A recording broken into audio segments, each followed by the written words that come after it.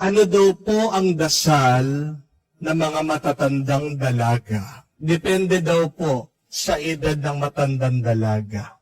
Ang dasal daw po ng matandang dalaga na gusto ng mag-asawa kung 18 years old to 30 years old ay, Lord, give me the perfect man. Sino po ang perfect man? Magandang lalaki, mabait, madasalin, mayaman. 4 na M. Tanong ko po sa inyo, meron pa po bang perfect man sa panahon ngayon? Meron po o wala na po? Meron po. Nagpari lang siya. Joke lang po. Pero ang hirap, hindi po ba? Hindi naman ibig sabihin na magandang lalaki, mabait agad. Amen? At hindi naman lahat ng mayaman, madasalin. Amen? Ang hirap ng makakita ng perfect man. Kaya nga ang daming tumatanda na matandang dalaga. Amen? Kaya nga, ano po ang dasal na matandang dalaga na 31 years old hanggang 50 years old? Ang dasal po nila, Lord, give me a good man. Basta't mabuti lang po, basta't mabait lang pong lalaki. Tanong po, meron pa bang mabait na lalaki sa panahon natin ngayon? Meron po, wala po. Meron po? Opo. Yun lang nga, nagpari na silang lahat. Kaya nga ang dami nililigawan yung mga pari, hindi po ba? No? Pero ang hirap din makakita ng mabuting lalaki ngayon. Kakaunti na lang. Amen? Kaya nga, tumatanda hanggang 51 years old hanggang 60, bago man mag-senior, nagdadasal pa rin. Ano po ang panalangin? 51 years old hanggang 60. Lord, give me any man. Kahit sino man lang. Kaya nga, senior citizen na, wala pa ring man sa buhay nila. Ano daw dasal ng 61 years old na babae papunta sa 80 years old? Ang dasal ganito, Lord, naman. Bakit wala nang man? Sino po ba ang ayaw na magkaroon ng kasama, panghabang buhay, na magkakaroon ng isang makabuluhan, masayang ugnayan? That is our longing, na magkaroon tayo ng isang relationship na masaya tayo, ugnayan na payapa, yung busog tayo sa ating pagsasama. Diba? Yung napupuno tayo sa ating pagmamahalan. Lahat tayo may inaasam, may hinahanap, may uhaw sa ating buhay. Kayo po mga babae, ano pong hinahanap niya sa mga lalaki? Yun lang, mahalin kayo. Hindi po ba? Not simple to love you.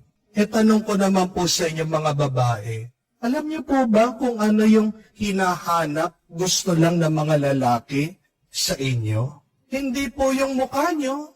Hindi po naghahanap ng sexy yung mga lalaki. Pero ang talagang hinahanap ng mga lalaki sa mga babae ito, tandaan niyo po ha, yung galangin nyo lang sila.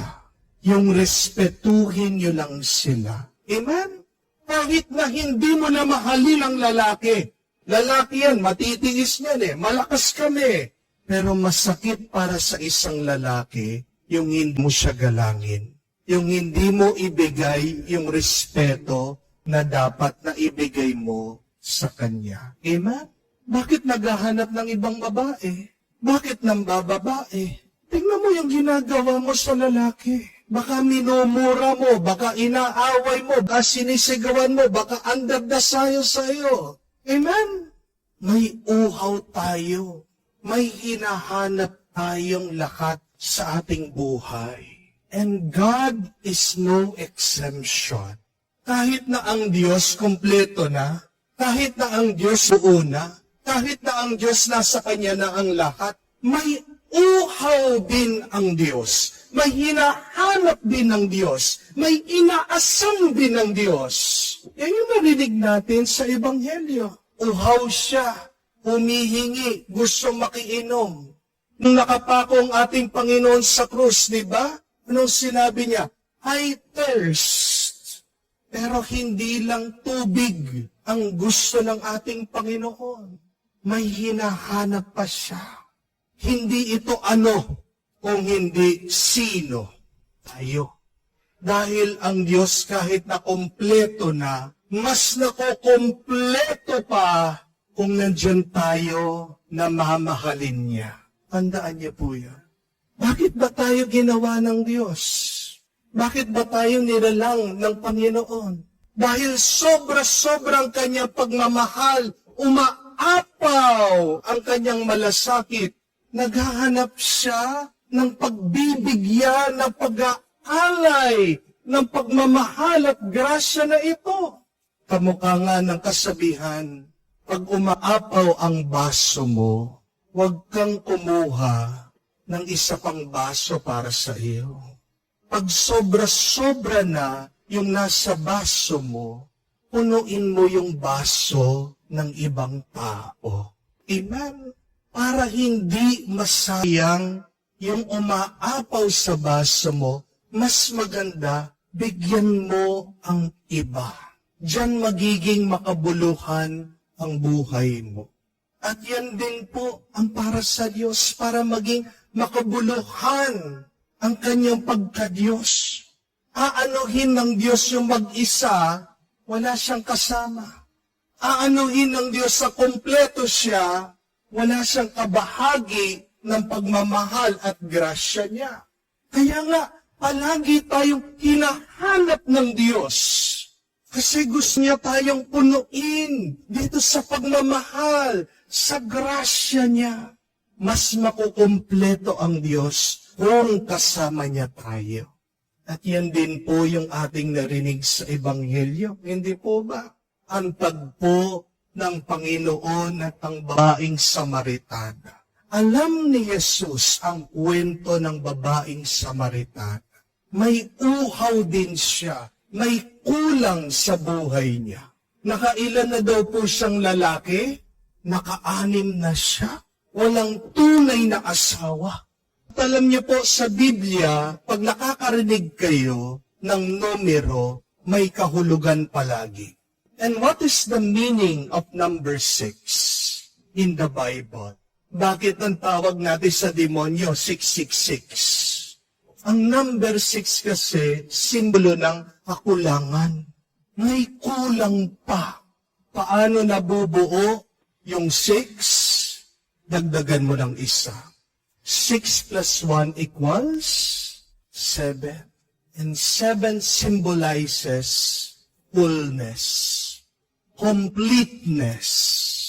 Yan ang tawag natin is lucky 7 eh. Di po ba? Hindi sinwerte sa 6 na lalaki na bubuhay sa pagkakasala. Sino ang pampitong lalaking dumating sa buhay niya? Si Jesus. Ang ganda po ng kwento, no? Kung maiintindihan niyo. Ang Panginoon ang pampitong lalaki sa buhay niya.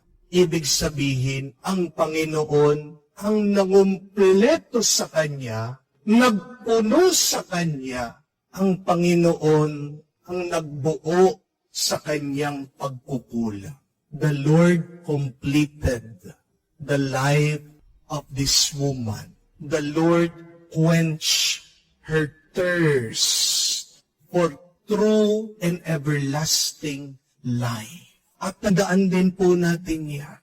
Palaging may kulang sa buhay natin pag wala ang Diyos. Paano lang mabubuo ang ating buhay sa pamamagitan lang ng presensya ng Diyos? Amen? 10 taon na po akong pari. Meron po akong kumpisal sa inyong lahat. Total na kumpisal po kayo sa akin.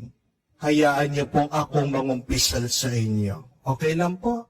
Huwag niyo lang akong mamarites, ha? Ano po ang gusto kong ikumpisal sa inyo? Ito po. Sa 10 taon ko pong pagkapari, pag gumagawa po ako ng aking humilya o itong bagay na aking sinasabi sa inyo sa misa, hindi ko po makumple-kompleto. Hindi ko po natatapos. Pag pinaplano ko, pag iniisip ko, malapit na ako magmisa, hindi ko matapos-tapos yung aking hinahanda na sasabihin sa mga tao. Nagiging ugat po ng aking takot palagi yan. Pinagmumulan palagi ng aking depression at lungkot. Palagi kong pinagdadasal sa Diyos. Sabi ko, Panginoon, nag-aaral naman ako. Panginoon, nagdadasal naman ako. Panginoon, naghahanda naman ako. Magmimisa na, paano ko tatapusin ito? Ano yung ending? Wala, tahimik. Pero alam niyo po yung sikreto, natatapos yung aking homily pag ako na'y nagsasalita dito sa harap. Ang humilya natatapos sa mismong misa. At anong ibig sabihin nun? Pinapaalala ng Diyos sa akin. Hindi naman dapat ikaw yung magbigay ng katapusan eh. Hindi naman dapat ikaw yung magbigay ng ending. Hindi naman dapat ikaw yung mangumpleto sa dapat sabihin sa misa. Maaring oo, inumpisahan mo, pero tandaan mo, sinasabi po palagi ng Diyos sa akin, ako ang nangungumpleto. Ako ang nagbibigay ng katapusan, ng kaganapan. I finish your work. And that is the good news. Only God can complete our work. Only God can make whole. Only God can finish what is unfinished. Kaya nga, meron pa bang bagay na gusto mong matapos ngayon sa iyong buhay? Yung binabayaran mong utang, pinagdadasal mo sana matapos na. Yung iyong chemotherapy, pagpapagaling sa iyong sakit, gusto mo matapos na. Yung iyong mga anak na pinag-aaral, sana matapos na. Yung iyong project, yung iyong bahay, pinapagawa, sana matapos na. Yung inyong away sa pamilya, yung dalawang mag-asawa, sana matapos na. Kung ikaw lang ang gagalaw, magpapagod, do not expect it to finish. Amen? It will never be finished. It will never be completed. It will never be full. Only through the grace of God will it meet its finished end. At paano lalimin mo ang iyong pananampalataya? Let us not pray for a perfect life. Rather, remember this, pray for a deep faith. Pray for a big faith. Dahil po, ano ang sinasabi nitong pangalawang pagbasa? Napakaganda. Sinasabi po na through our faith, we have peace through God. Sa pamamagitan lang ng pananampalataya, diyan tayo malalapit sa Diyos, at sa ating paglapit sa Diyos, diyan tayo lang makakatanggap ng kapayapaan. Gusto mong magkaroon ng kapayapaan, kabuuan, tuwa, saya sa buhay mo? Hindi yun dapat ang hanapin mo. Ang hanapin mo, unang-una ang Diyos. Dahil ang Diyos, siya lang makakapagbigay sa iyo ng mga bagay na yon. At paano mo makikita ang Diyos? Sa pamamagitan ng malalim at malaking pananampalataya. Pagdasal natin sa Diyos. Tulong pa tayong palalimin ang ating pananampalataya. Naway makita natin ang Diyos, naway malapit tayo sa Diyos. para ang ating buhay mapuno sa mga pagkukulang, mapuno ng tuwa, kapayapaan at saya. May gusto kang patapos sa Diyos, manalig ka, manampalataya.